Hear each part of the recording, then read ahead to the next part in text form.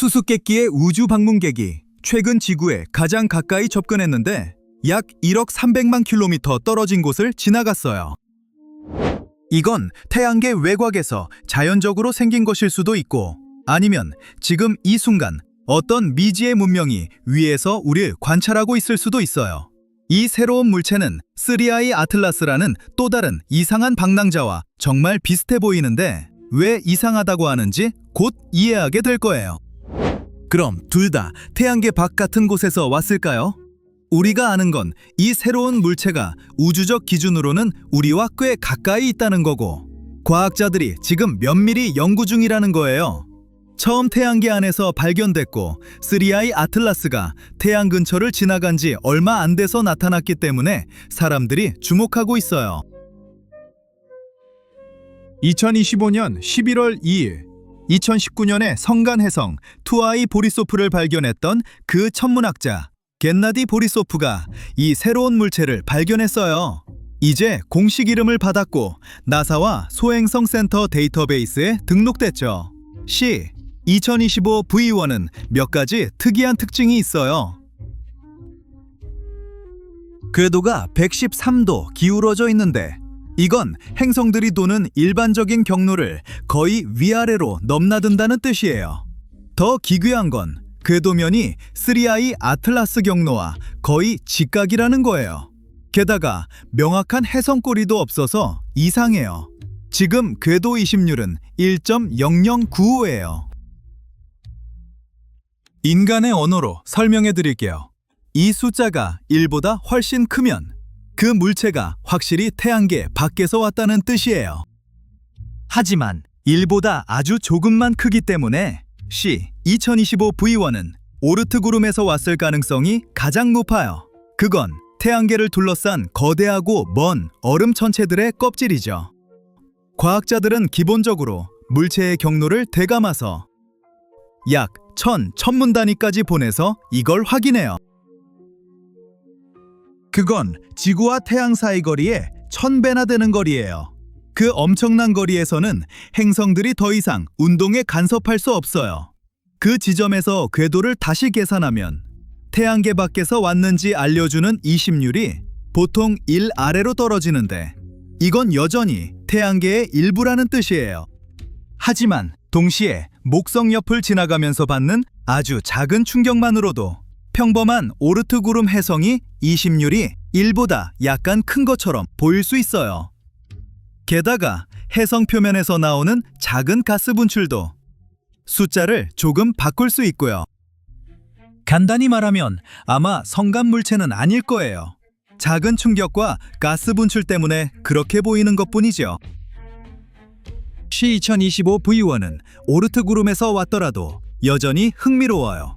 연구하면 그 먼 지역의 물질을 분석하고 태양계가 어떻게 형성되고 진화했는지 알 수 있으니까요. 이제 3I 아틀라스의 미스터리로 돌아가 봅시다. 무엇보다 먼저 3I 아틀라스가 뭔지 설명할게요. 아마 해성일 거예요. 기본적으로 우주를 날아다니는 거대한 더러운 눈덩이죠. 맨눈이나 일반 망원경으로는 볼 수 없지만 좋은 소식이 있어요. 이탈리아의 강력한 망원경이 무료로 실시간 스트리밍 중이라서 누구나 이 신비한 물체가 지나가는 걸 실제로 볼 수 있어요. 과학자들은 이 해성이 약 330억 톤 정도 나간다고 생각해요. 상상하기 어려운 숫자니까 비교를 좀 해볼게요. 에펠탑은 약 10,000톤 정도예요. 그러니까 330억 톤은 무려 330만 개의 에펠탑과 같은 무게예요. 이 우주 방문객을 건물과 비교하면 330억 톤은 강철과 콘크리트로만 이루어진 거대한 도시 지역 여러 개와 비슷한 무게예요. 하지만 이 모든 크기조차 가장 놀라운 부분은 아니에요. 일부 전문가들은 이 물체가 우리 은하 밖에서 온 미지의 기술일 수도 있다고 생각하는데 재미로 하는 말이 아니에요. 이 이론 뒤에는 진짜 이유들이 있어요. 3I 아틀라스는 7월에 나사의 소행성 지구 충돌 마지막 경보 시스템, 즉 아틀라스에 의해 처음 발견됐어요. 얼마 후 나사는 이 물체가 우리 태양계 것이 전혀 아니라고 확인했어요. 성간 물체로 지금까지 발견된 세 번째예요. 첫 번째는 2017년 오umu아무아였는데 길고 평평해 보였고 일반 돌처럼 행동하지 않았어요. 두 번째는 2019년 해성 3i 보리소프였어요. 이제 3i 아틀라스가 있는데 다른 둘에 비해 엄청나게 커요. 핵이 최대 5.6km 너비인데 오umu아무아는 약 400m 길이였고 보리소프는 약 800m 정도였어요. 거대한 것 외에도 3i 아틀라스는 여러 면에서 특이해요. 태양계를 통과하면서 엄청난 양의 이산화탄소와 가스를 방출하고 있어요. 이건 3i 아틀라스가 다른 두 성간 방문객보다 3자리에서 5자릿수, 즉 1000배에서 10만 배 더 무겁다는 걸 시사해요. 이런 엄청난 차이는 진짜 과학적 미스터리예요. 또한 시속 약 24만 킬로미터로 엄청나게 빠르게 움직이는데 이건 음속의 거의 200배예요.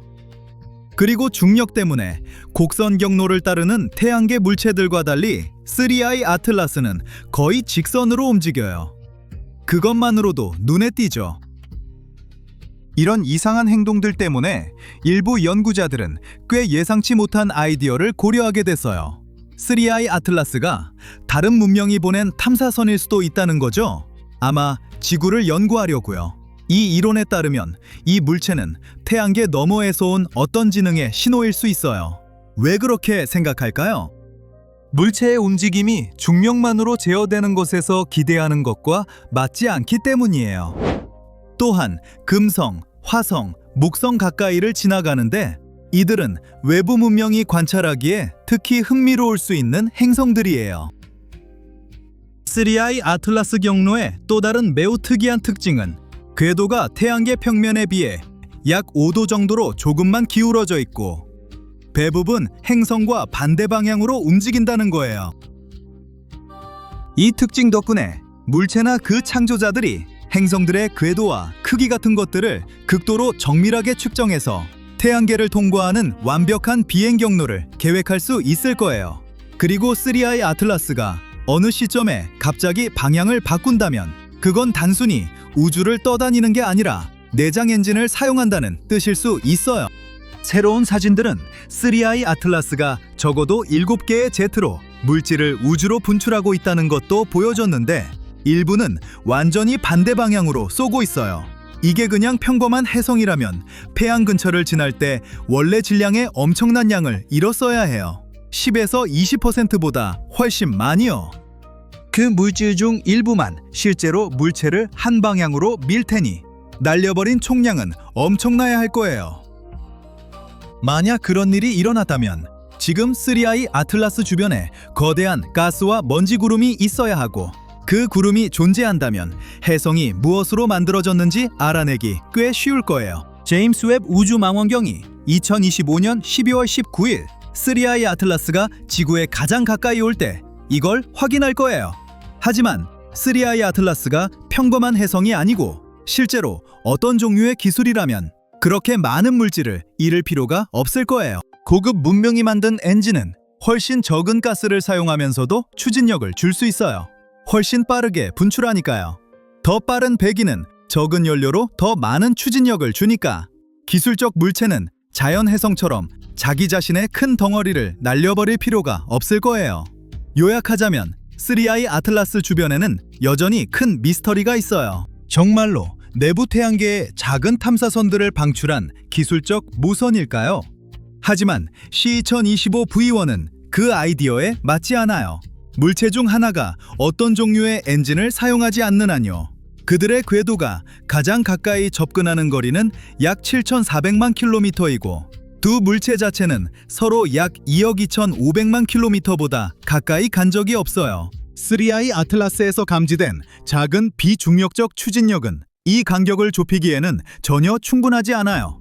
그래서 C2025V1은 사람들이 3i 아틀라스가 방출했을 거라고 상상하는 많은 탐사선 중 하나가 거의 확실히 아니에요.